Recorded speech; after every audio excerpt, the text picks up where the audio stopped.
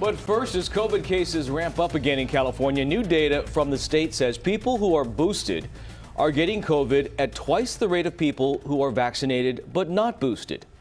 Thanks for joining us here on this Monday. I'm Tony Lopez. And I'm Adrienne Moore. Our news is also streaming live on CBS News Sacramento right now. Tonight, data shows that boosted Californians are also being hospitalized with COVID at a higher rate. But why? And why is no one talking about it? Julie Watts is getting answers. Julie? Now, to be clear, the data show that people who are unvaccinated are still much more likely to get COVID and to be hospitalized. We're talking about the greater risk for people who are both vaccinated and boosted compared to those who are just vaccinated but not boosted. An especially important nuance for the immune compromised who may have a false sense of security around boosted friends, family, and crowds. California's COVID dashboard prominently notes unvaccinated people were 4.8 times more likely to get COVID than people who received their booster dose. But what it doesn't say, and what the most recent data does indicate, during the same time period, boosted people were twice as likely to get COVID as people who were vaccinated but not boosted.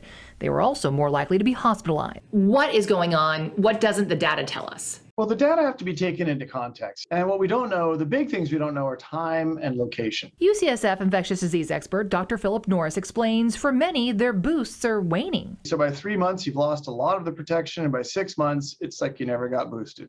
Data indicates the shift in boosted case rates happened in late February when boosted people went from being less likely to get COVID to more likely. Do you think that's because for most people the boost started to wear off? I do. And the other part of the equation is if someone didn't get boosted in the first Omicron wave, they were also more likely to get infected. And study after study is showing us now that what's called hybrid immunity, getting vaccinated and having natural infection, is far stronger protection against cases and hospitalizations than either being vaccinated and boosted alone or having natural infection alone. An infectious disease expert, Dr. Monica Gandhi, notes, as a result, highly populated areas where more people are boosted, like the Bay Area, may be skewing state data. Bay Area case rates are currently double the state average. So it looks like the boost is causing this infection, but really it's where you live and when the boost was given that really cloud those data. So now they say it's not necessarily surprising that boosted Californians are more likely to be hospitalized because higher risk populations are also more likely to get boosted. Both note it is important for the immunocompromised to get boosted. They just shouldn't have a false sense of security around others just because they are boosted. And it's important to point out, getting boosted doesn't make you more likely to get COVID. No, not at all. It's a good thing to be boosted if you're older. It's just that natural immunity plus 2 vaccines is the strongest protection that you can get.